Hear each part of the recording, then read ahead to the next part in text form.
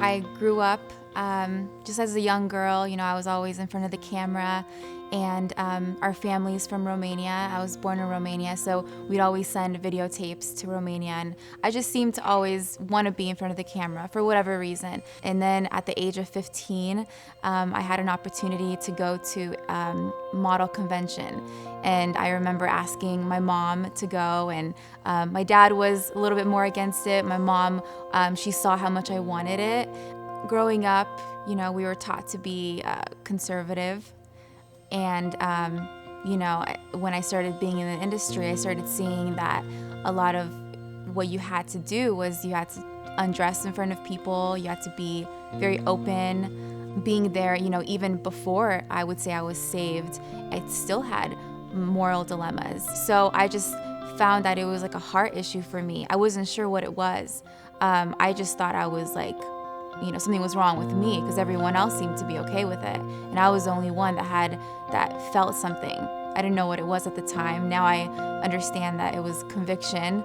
Here I am, one day I'm thinking I would want to get married, and I'm all about being loyal and being faithful and serious and this and that. And, I start modeling, and then little by little, because that's what you're supposed to do in the industry, I start taking these pictures where I have that inviting expression that scares me. About a year and a half ago, I was living in LA, and I went through a very hard time in my life. This dream that I had, that I was living, and that I was kind of a slave to, little by little I started seeing the Bible, and then I would see my life, and it wasn't matching up really.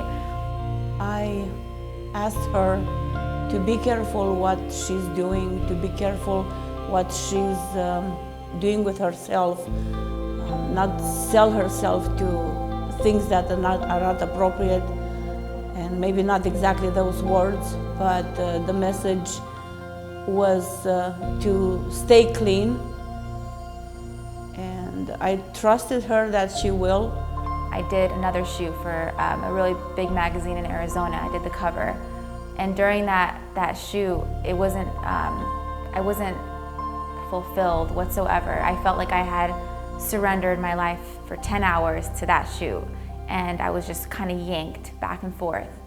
And I had a say, but I didn't have a say. Like, if I really didn't want to do something, I would say it, but at the same time, it was so high-paced and so like, we got to get this done, that I had to go through that and experience that to make such a big decision. I prayed a lot about it because I knew behind the closed doors a lot of things can happen. I was very skeptical about it, and I trusted her to some degree, and I let it go, and I let God take care of it. I had decided at what may have seemed like the peak of my career to quit modeling.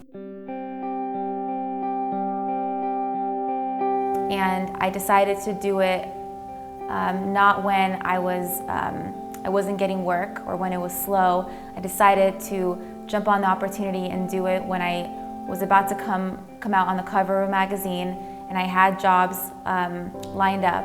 The changes are so drastic. I just cannot believe looking at her and seeing what the person she became, what an angelic model she is compared to what she was before. She was a great model for the world, but she was not for Christ. And there's a verse in Isaiah 54:13 that I always refer to and hang on to, where it says, all your sons will be taught by the Lord, and great will be their peace.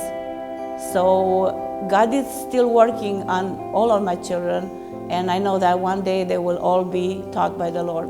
They already are.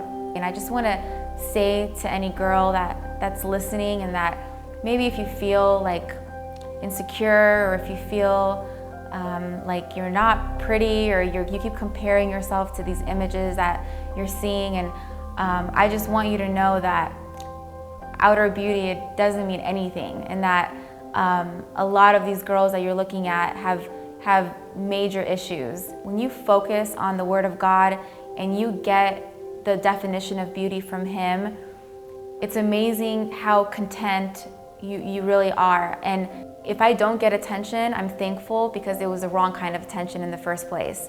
And if I do get attention, then I know that it's the right kind of attention and that someone else sees my heart and sees that God lives inside of me. And that's the kind of attention I want anyways. I'm Cristina, and this is my intentional life.